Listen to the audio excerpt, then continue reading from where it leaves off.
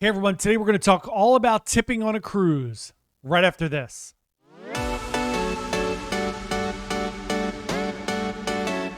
Hey everyone, Johnny from Bite Size Cruises. Today we are going to talk all about tipping on cruises.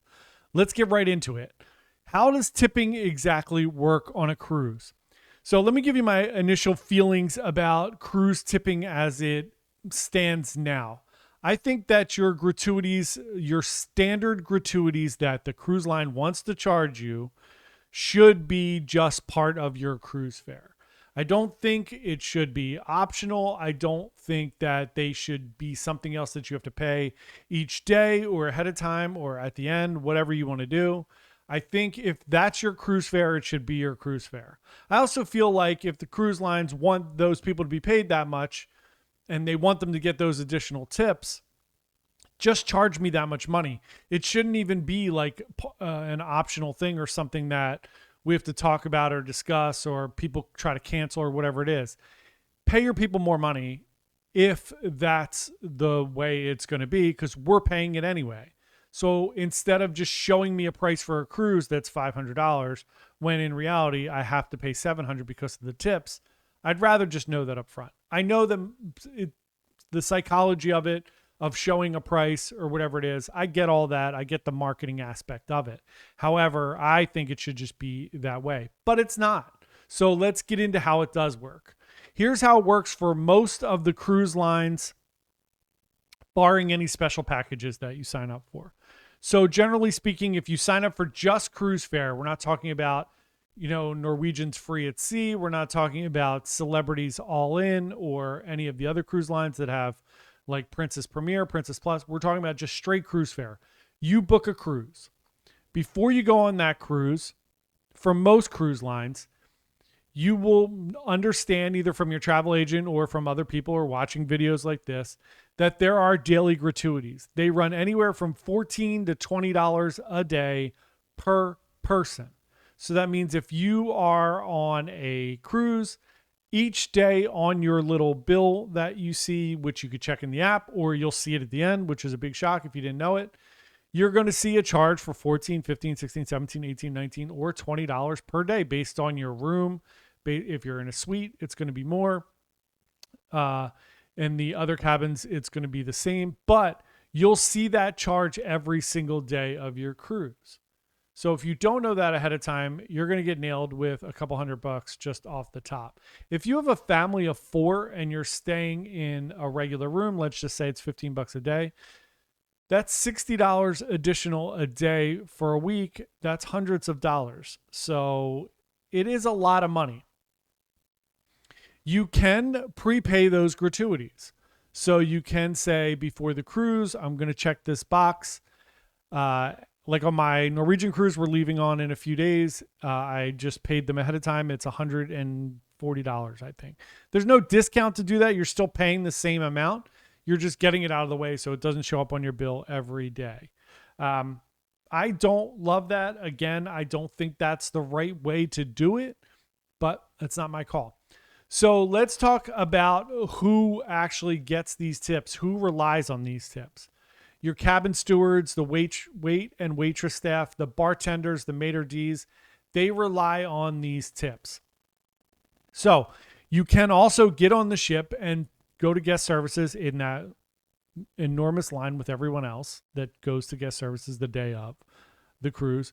The big line of people that go up and say, I want to upgrade my cabin, and there's nothing available. So you can go there and say, please take the automatic gratuities off my bill. I'm going to tip individually. In my view and seeing how things normally happen, a lot of people that do that wind up not tipping. Just what I see and the people that I talk to and what goes on the cruise line, they feel like they don't need to. They feel like it's a ripoff, all those other things. Now, I know some people that take those tips off and tip more than they would normally tip, but they actually give it to the people. I love that. That's great. So let's also talk about the culture of tipping. In America, we have this culture of tipping, which some people will tell you is a little bit out of control. If you go out to eat, somebody provides you great service, you leave 20% or more, right? That's the standard here in the US. Now, it's gotten a little crazy recently. If you go to like any walk-in fast food place, with the exception of like your Burger Kings and McDonald's and things like that. But if you go to like, I went to Playa Bowl the other day and got like one of those, acai bowls. I know it's bougie, right? I went there and got one of those, and like, all I'm doing is ordering it. And then the guy flips the thing around and it's already got on there like the 15 or 20% tip. I know everybody jokes about that. But so now we have this culture of like giving tips to everybody. So I don't, look, those people don't make a ton of money. I get it. I don't have a problem giving somebody an extra buck at Starbucks or wherever. But let's talk about what tipping should really be. It should really be for exceptional service. I shouldn't be paying your salary. That job should be paying your salary.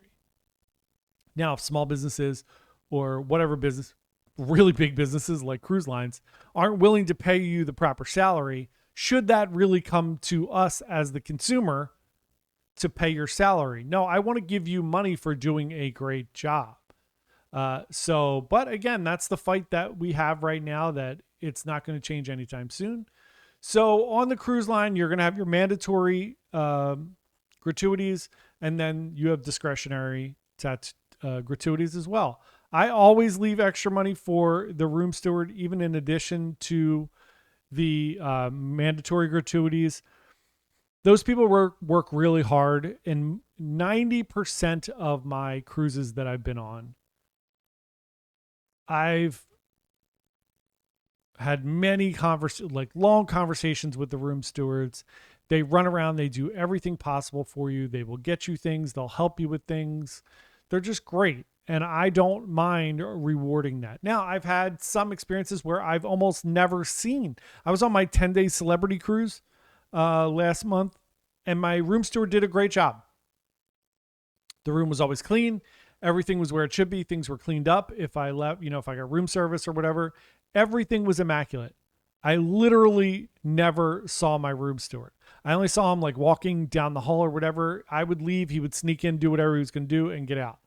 So he's just quiet. It was just a different thing, but he did a great job. So I appreciate that. I'm going to tip above and beyond I really appreciate great service. So if I get great service, the tips are going to be much higher. The problem I have with tipping on cruise lines right now is it's just super confusing. And I think that dissuades people, the average cruiser who doesn't grow and go on 10 cruises a year like I do, right? And we're blessed to be able to do that in this travel agency world that we live in. But I think it actually does the employees a disservice. And if it was included in your cruise fare, I think more people would go out of their way to tip. That's just my opinion. I could be completely wrong. So let's talk about the other thing. Let's talk about the benefits of gratuities and tipping. So I think one of the benefits of gratuities and tipping is the service is going to improve if people are getting really good tips. I think the staff is going to be much more motivated and happy and excited because they're actually making a living wage and they're able to, do the things that they want to do, buy the things that they need, send money home to their family. A lot of those people are on a ship for 6 or 7 months at a time. And they're sending money back to the Philippines or India or wherever, they may be from. Mauritius.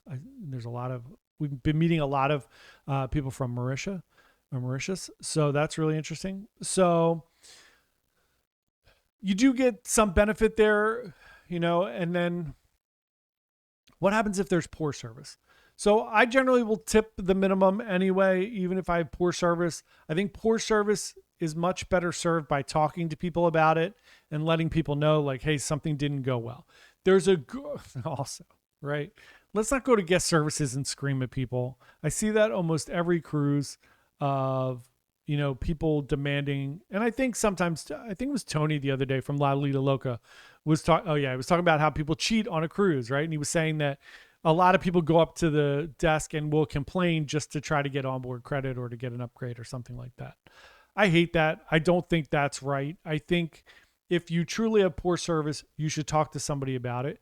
You should let them know and work it through. I don't expect anything from that. I'm just letting them know that something didn't go as planned. We've had a few instances over the past couple of years where we had room flooding or something didn't go well. We got bad service. We wound up sitting somewhere for an hour. No one came up to us, whatever it is. I will just calmly let people know, hey, I just wanted to make you aware of this. This didn't go well, and something needs to change. Just here this week in our work, has nothing to do with cruising, but our business debit card got hacked and somebody racked up $13,000 worth of charges. I'm not on the phone screaming at people, right? I'm letting people know. I called each one of, and I don't have, the bank's taking care of it, and we filed a police report and everything. I called each one of the vendors and let them know, hey, whoever purchased this, it wasn't authorized, just so you know, in case you're shipping something out. Providing them just the information so that they know something went wrong and they have the ability to fix it or change it, right? And I think people really appreciate that. Again, my thing is, somebody might be having a really bad day. I don't know what's going on with these people, right? They're kids. They might be away from their kids and they might be struggling today. Anything that could be going on. So I'm going to tip the thing I should tip, and then I'm going to let people know that maybe the service wasn't up to par. And then the last thing I want to talk about is non-monetary tips. Before I do that, I'd love to ask you to subscribe to our channel. We're trying to get to 4,000, which is really exciting for us. We're just a small travel agency. We put out a cruise video every day. We try to give you some great information about cruising so you can plan and go on an amazing cruise vacation. So let's talk about non-monetary tips. I actually like doing this as well. If you watch some of the videos like Chris Wong vlogs, he talks about SIM cards sometimes that are really nice gifts. Or sometimes I will ask the room steward or whoever I'm talking to, I'll say, hey, I'm getting off the ship today. Do you need anything? Is there anything that you need? I'll grab it for you while I'm out there. I think that's helpful sometimes.